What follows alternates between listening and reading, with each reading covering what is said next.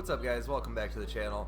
After a decent little break being sick with the flu, we are finally back here and we are going to be checking out the Rover SD1 here in Forza Horizon 4. This car is new for the summer season here in Series 19, I believe it is we're on now.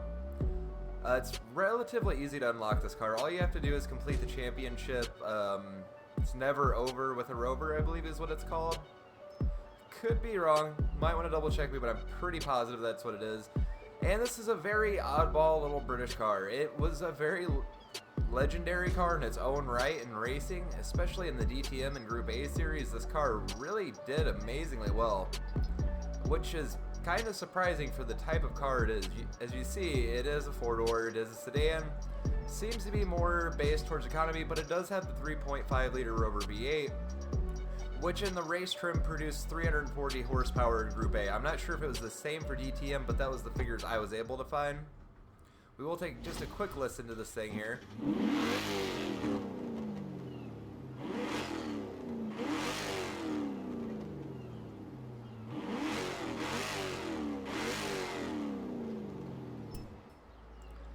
Now, it probably is good to mention, I do have this upgraded. We only have about 250 horsepower, so this isn't even quite as powerful as the actual real-life DTM version of this car, but it still sounds really nice and aggressive. I don't know why I jumped out of the inside either. We should actually take a quick look around here, and as you can see, this car was literally the epitome of 80s styling. You could not get more 80s than the plastic wood grain, the really funky gauges, the square gauges at that, just square stuff everywhere. Everything on this car is basically a box if you haven't noticed already. And sorry if I'm still kind of stuffy and scratchy sounding, guys. I am still getting over being sick. I'm not entirely over it. I believe this was actually based off of a Buick produced engine, the Rover V8. I could be wrong. If I am, somebody please correct me, but to the best of my knowledge and what I remember offhand, I believe it was based off one of their engines.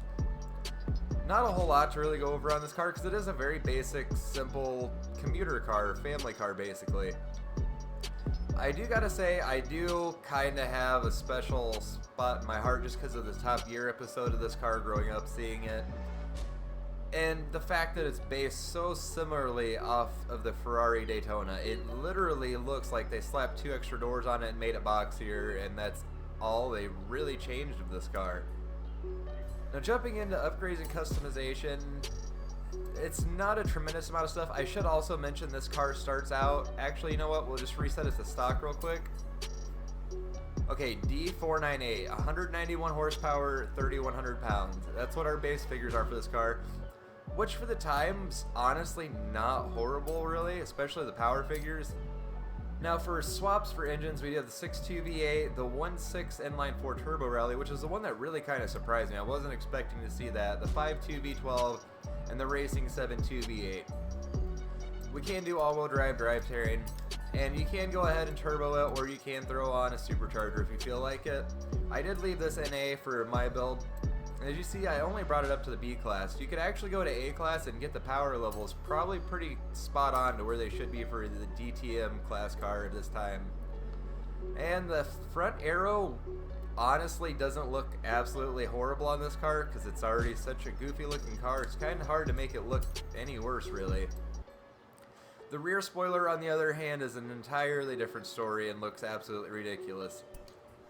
I honestly wanted to do a drift build with this thing and do a video on it, but seeing as this car does have such a big history of racing, I did not really want to go down that road in a video. I wanted to kind of just live up to its racing heritage. And something I forgot to point out in Forza Vista, and this gives a great angle of it, look how far the rear wheel is set in the rear arch. I honestly don't know if that's a modeling thing or if the car came like that. I don't remember it sitting that far back though. Of course the car does sit a lot higher stock. Now stock, it does come with just the standard crappy Forza stock tires, nothing really surprising there. You can do all the standard upgrades, and for my build we are in sport tires. Front tire width 205, which is pretty standard commuter tire size, and the rear it's the same, 205 squared up all the way around stock. Now I will show you what the stock like track width looks like on here. As you can see, it's sunk in pretty good. Even maxed out though, it actually looks pretty good on this car. It looks like something you would have set up to take out to the track. We're not going to cover drivetrain. I will go in and just show you the differences in the weight reduction on this real quick. As you see on race weight reduction, we're at 2,562 pounds. Bringing it back to stock, 3,124, but I do also have a couple other mods, so it'd be just a tiny bit heavier. I don't remember what our number was when we looked earlier, but I know it was just a little bit more than that. And I will just jump in real quick and throw all the engine upgrades so you guys can see what the stock engine can do power-wise without adding any turbos or superchargers to it, so just no forced induction. Alright, so with every engine mod you can put on this without adding any kind of forced induction, we're looking at 368 horsepower, which is actually pretty close to the DTM cars. So it would be really easy to build a replica if you wanted to. Alright, now that we're out in free roam, I'll give you guys just a quick engine clip again, just so you guys can hear the difference between it and Forza Vista and out in free roam.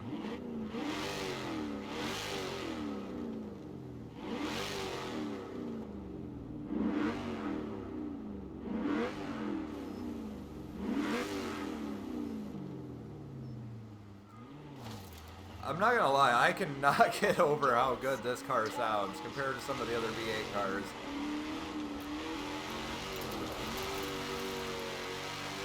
I don't even know why I tried to throw the car out and handbrake it there with how much power we have compared to how much grip this thing's got with how I have it set up.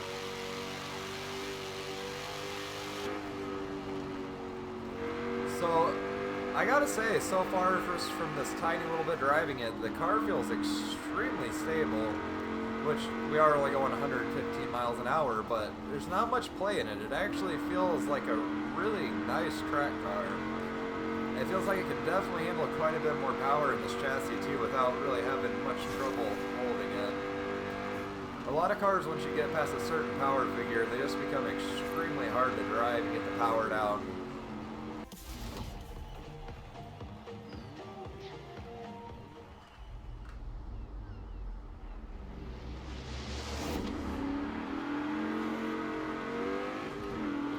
I'm actually surprised I managed to get a little wheel spin out the line there. I figured just floor and it should hook up pretty well, which it did after just a second, but it did spin just a little on me. Definitely a very agile and nimble little car with the weight reduction thrown at it and then being on race suspension. And this is just a baseline tune I basically put on this too. I haven't actually drove it and done any tuning.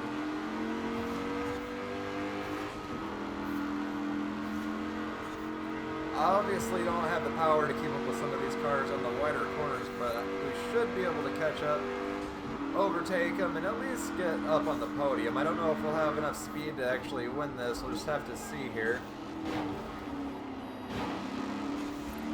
Kind of dove in on my line there a little bit on me.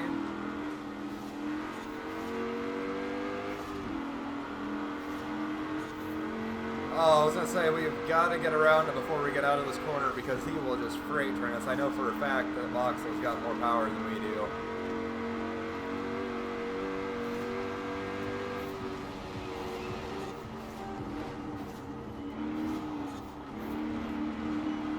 Dove up the inside this time. They seem to swing out kind of wide through the second part of that corner. So it's a little easier, I think, just to dive through the inside because they kind of just get out of your way.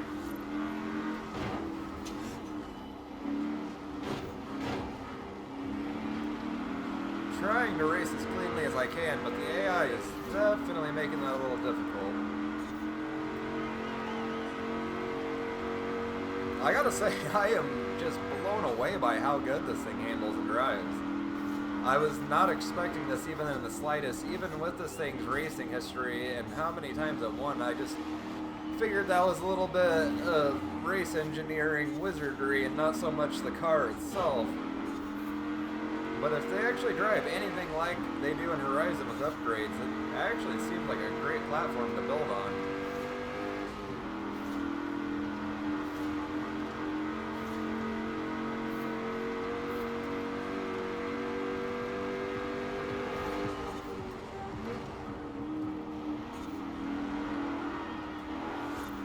Got a little swing in the that time. Still wasn't too bad, easy to catch it. Terrible line through there.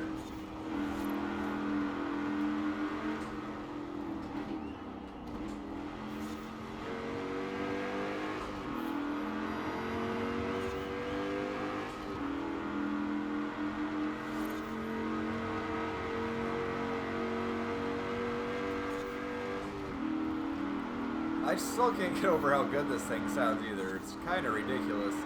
Oh, thought that was the last lap. I don't know what I was thinking. Okay.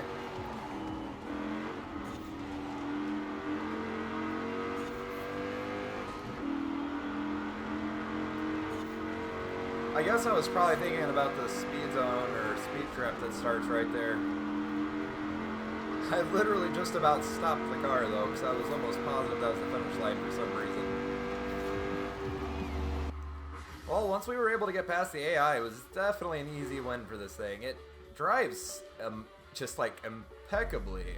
I just cannot really put it into words how good this thing is. Was really not expecting this out of this car. Alright, so we'll go ahead and cruise over here to the Meadow Sprint. This will be the last race we do in this video. I want to keep this kind of short, so like I said, I'm still trying to get over being sick the rest of the way. And I've still got to worry about editing this video and exporting it, rendering it, and all that good stuff. But once again, this car just drives so well. It blows my mind that this type of vehicle and Horizon's driving as well as it is. Honestly, this might be one of my new favorite B-Class cars to race. I like racing B-Class a lot in this game. They're really fun because you can really just push the cars super hard.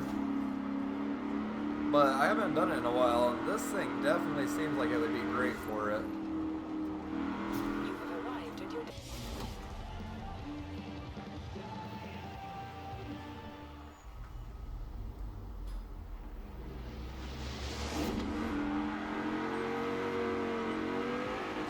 Actually, those tires are pretty good that time off the line.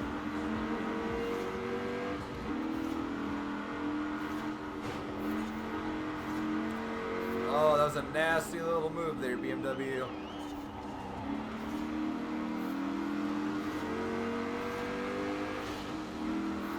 The handling is just ridiculous on this thing. You can literally put it almost anywhere you want as long as it's not anything too wild.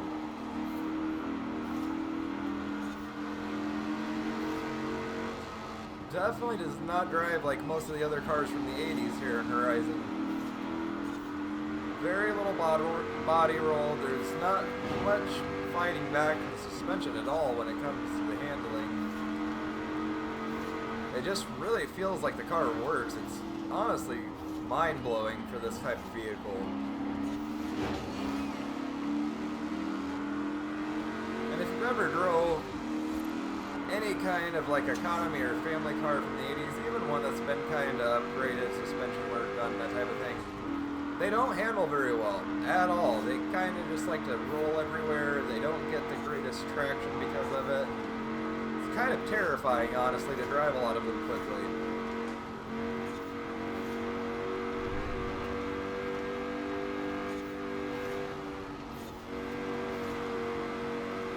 I have no idea how we are catching this voxel right now. Oh, I think we missed all the chickens.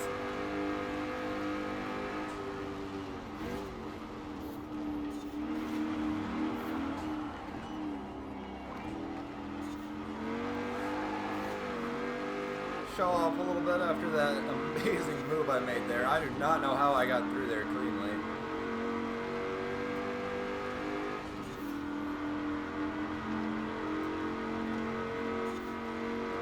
You can even see going over this like bumpier road surface, the car still is just extremely flat. You just gotta worry about that super long rear end kind of transferring on you like that sometimes, because it does feel like it's got a bit more weight in the rear than in the front. Well, at least than what you would want. I'm sure this car is definitely a little nose heavy.